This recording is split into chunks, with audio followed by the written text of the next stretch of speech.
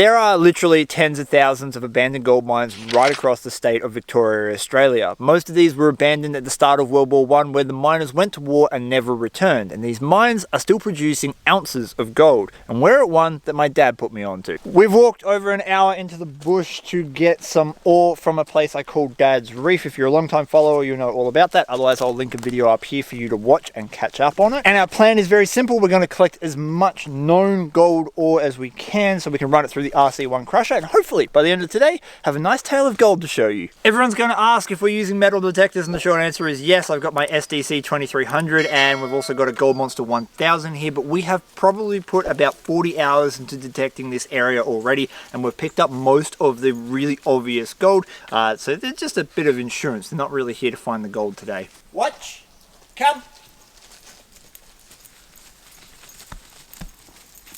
Will work for chicken. Good girl. You'll finish though. Yeah, good girl. Strongest force known to man. 2 buckets stuck together. Oh yeah, and they are stuck. Oh, apparently I'm really strong.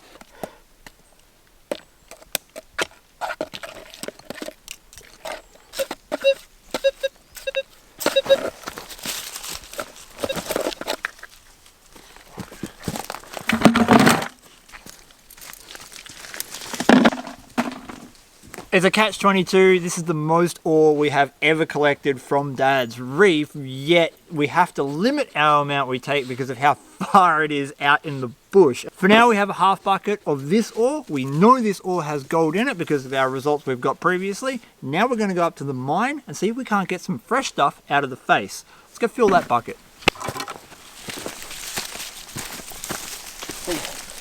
This. Oh man. I found a bit just like this the second time I ever came up here, and it was absolutely packed. I found like over 1 gram of gold in a piece that looked exactly like that, and that piece was sitting over there. So I'm going to take this bit. It's got no signal on it, but I'm taking it. It's mine. Hands off. Oh, it's so level. See ya. Bye. Love you. This behind me here is Dad's Reef, and that is his shovel that he left up here about 40 years ago. Because just like me, he hates walking up this hill and lugging gear. This is only a small little mine, and this is the fresh face that we're actually interested in. This piece of quartz and bedrock here is what we want to break up. I've pulled out like a heap of junk from here. I mean, a heap. If that's a piece of gold and I've missed it.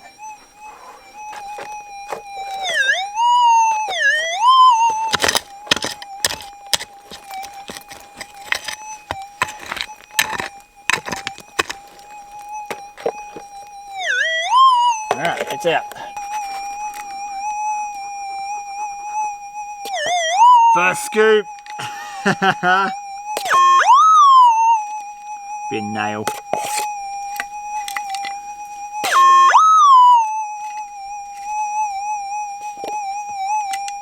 I bet you it's this. Ah, yes. So, it's nothing more than a piece of wedge. We get heaps of these because what I'm digging in currently is sort of their spoil pile, so they would work all this ground and throw it up on the sides while they're working the main vein, and they'd have bits of their picks and shovels and stuff break off just like we do, and that's all that is. This is probably another piece of steel, but given it's in the spoil pile, you have to check.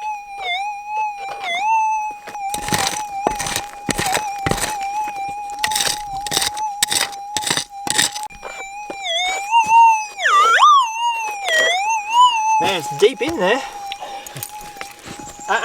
Nope, nope, nope. Look, chicken. Ooh, chicken. Yeah, yummy chicken. Okay, sit. Very good, yes. Thank you. Whoop, I touched it.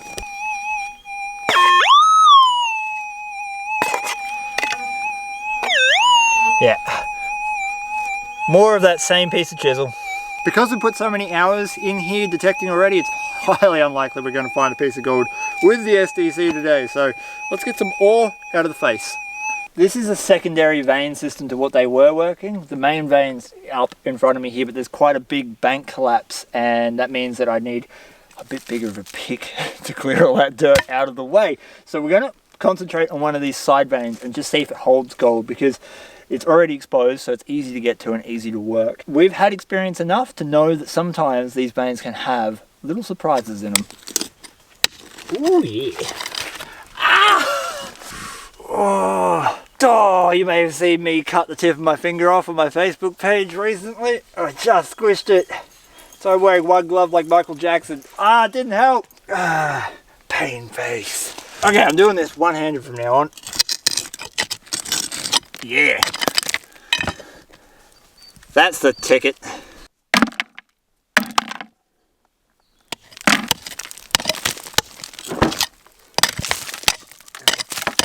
Safety squint.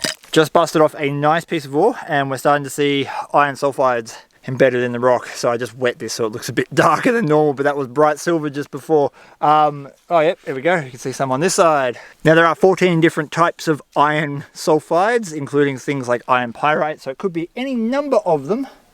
And that's okay, because we just know that iron and gold like to chill out together. They're buddies.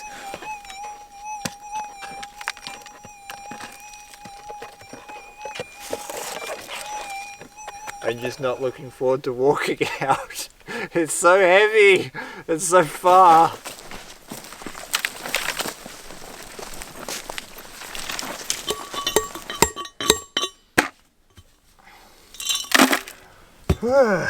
Unfortunately, the crusher can only take pieces that are about an inch big, which is still pretty good. Like, it's really good for the size of it, but it means we have to break this all down a little bit in the dolly pot.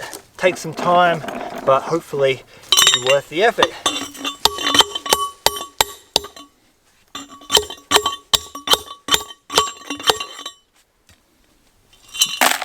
It took probably 45 minutes to break these down. We've got a larger crusher that will size our ored pieces down to this size for us coming in the very near future, but for now it's still manual. We're going to run these buckets separately so we can get an average weight of what kind of gold was in both sets of ore.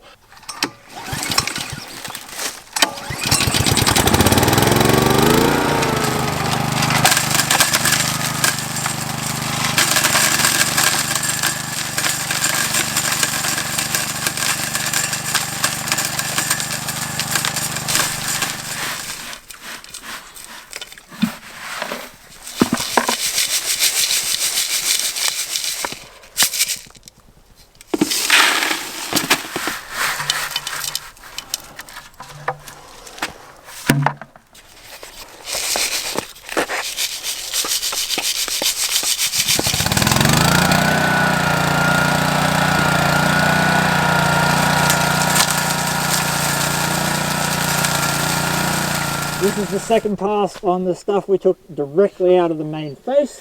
So once we get this done, to water and we'll pan it off. And with a little bit of luck, all the work we've done today will actually give us some gold. If not, well, that's gold prospecting. All of that work comes down to these two buckets. Now, I'm pretty sure we're going to get a little bit of gold, but it's only going to be fine. What I really am hoping for is a bigger showing of gold. Gold that's so small you can't detect it, but it's there in a high, abundant level within this rock. And I really want to see that from the mine at the top. So that's the bucket we're going to do first.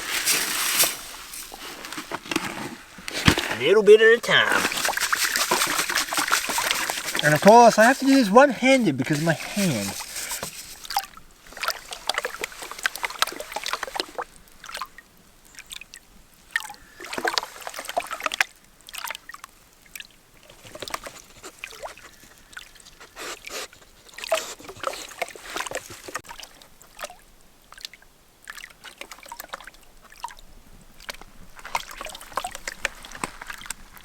This is absolutely everything out of the reef face bucket. And with a little bit of luck, it's going to be gold. Come on, gold gods. Pay out, baby. Pay out. Big bucks. There is never a guarantee of gold when it comes to doing reef crushes. At the moment, we're hypothesizing that that side vein might have some color in it. What we're about to find out is whether or not it does. And it looks like it doesn't. Bugger. We've got plenty of steel off the crusher, a few harder pieces of ore, but that means we have to go back and reinvestigate. So we didn't get anything in the face, but that was a side vein, so we have to go back with picks. We have to clear that trench out and actually try and get into the main face. In the meantime, we're going to process the other bucket from the stuff that we know had gold last time we worked it, so fingers crossed. Oh, this is a completely different feel. Like, how the material feels in the pan is just vastly different.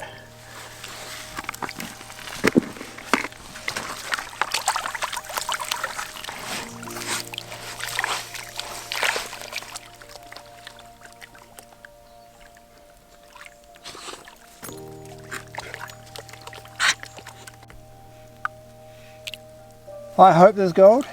If there's not, that was a lot of work and we're going to have to reassess. Seeing a lot more sulfides, a little bit from the crusher. Oh, we have got gold. It's real fine. Really, really fine, but we have got gold.